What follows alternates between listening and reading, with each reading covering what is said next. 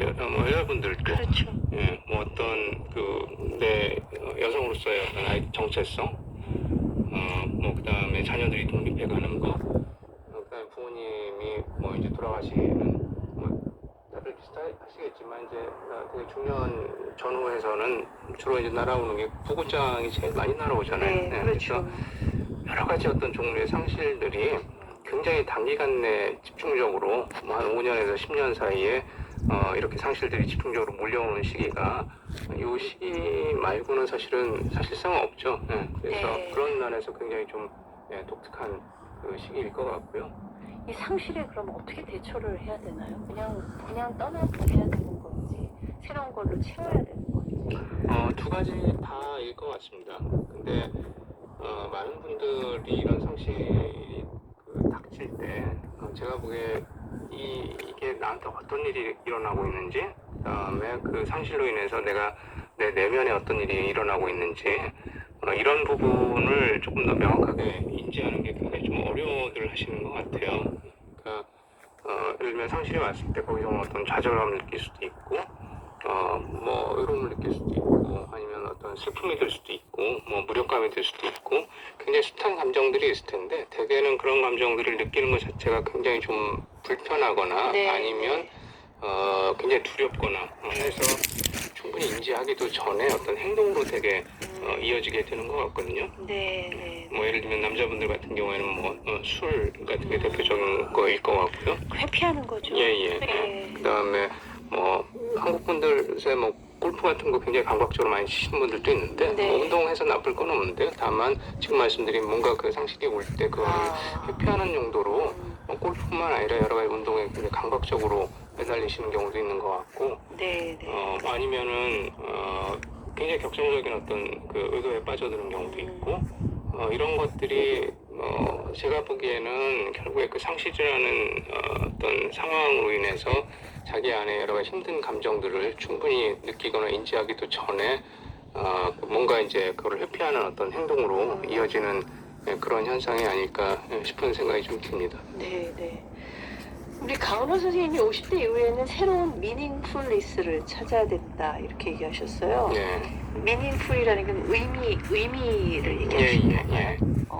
예를 들면 많은 분들이 이제 뭐 우울증이라든가 뭐 불면증이라든가 심한 공황장애라든가 이렇게 오시는 분들 중에 상당수가 뭔가 사는 게 의미가 없다랄까 이게 무슨 의미일까 뭐 이런 말씀들을 많이 하시는데 네. 그게 제가 정확하게 그 분들의 의미라고 말씀하실 때 그 의미가 정확하게 뭔지 제가 잘 이해를 못 하겠더라고요. 네. 그래서 분명히 뭔가는 있을 것 같은데 그게 뭔지 저도 이제 그 말하자면 이해하기 위해서 조금 애를 이제 쓰다가 어느 날 생각해 보니까 이게 같은 한 가지 의미가 아니고 최소한 세 가지 정도의 의미가 있는 것 같다는 느낌이 들었고요. 네, 어떤 의미가 그래서 있을까요? 하나는 어떤 뭐 종교적인 의미 혹은 뭐 인생론적인 의미 내지는 철학적인 맥락에서의 의미 사람들이 많이들 생각하는 부분이죠. 네. 내가 왜 살아야 되는가 뭐 이런 거에 대한 대답 같은 거. 그다음에 두 번째는 그런 거 말고 그냥 각자한테 의미 있게 느껴지는 거. 국장님 같은 경우는 20, 30년 동안 이제 그게 일이었을 것 같고, 뭐 아이들 양육에 올인하는 그 주부들 같은 경우는 그 양육이 본인한테 가장 의미 있는. 그러니까 영어로 하자면 이제 두 번째는 미닝풀리인데요. 네. 이게 우리말에서는 구분이 잘 안 가서 그냥 영어를 그대로 두 번째 거는 갖다 쓴 거거든요. 그리고 심지어는 예를 들면 이게 굉장히 개별적일 수밖에 없는 게 어떤 분들은 극단적으로 뭐 주말에 그냥 공원 나가서 4시간, 5시간 뭐 젊은 친구들이 요새 많이 얘기하는 것처럼 그 멍 때린다고 하지 않습니까? 그냥 떠가는 구름만 봐도 한 4시간, 5시간 동안 그렇게 해서 멍 때리는 그 자체로 그냥 뭐가 충족되는 분들 그러면 그분한테는 그게 굉장히 좀 의미가 있게 크게 느껴지는 거죠. 그게 이제 제가 두 번째 의미로 말씀드린 미닝플리스고요.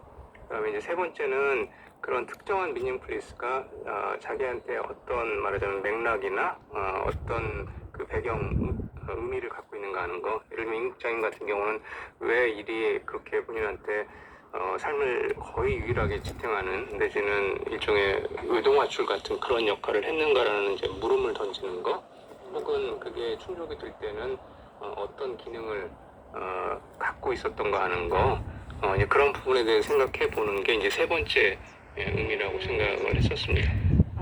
우리 임상수 기자님 찾으셨어요? 이 새로운 미닝풀리스. 찾고 있다고 보는 게 맞겠죠. 찾았다보다는 현재 네. 찾고 있다고 하는 게 더 정확한 것 같아요. 네. 그런데 일부 찾은 것도 있죠. 인생에 있어서 사실은 가족 이런 게 굉장히 중요했었는데 가족들보다는 이래도 뭐 바쁘게 움직이기도 했던 것 같고 네. 지금은 가족하고 훨씬 더 연결된 느낌을 좀 갖기도 하고요. 네. 그래서 네. 그런 것도 있고 또 지금 더 좋아하고 있는 거예요. 현재 가치 있다고 생각하는 게 뭔지 이런 네. 것들을 지금 이거다라고 이렇게 이야기할 수는 없더라도 마음속으로 아 이건 내가 정말 좋아하는 것이구나. 그럼 이걸 가지고 내가 앞으로 인생에서 어떻게 좀 계속 새로운 걸 좀 찾아낼 수 있을까? 그런 것들을 모색하는 단계라고 보면 돼요. 네, 중년이 되면 사실 여러 가지 이제 변화를 겪게 됩니다. 하나하나 좀 살펴볼게요. 그 중에 하나가 또 부부관계가 있지 않을까 싶어요. 아까 뭐 격정적인 외도에 빠져들 수 있다 이런 얘기도 하셨지만 서로 문제가 없어도 부부간에 문제가 없어도 각방 쓰기도 하고 좀 배우자랑 멀어진 느낌도 들고 하는 분들이 그런 경험을 하게 되는 것 같은데요. 기자님은 어떠세요? 저는 각방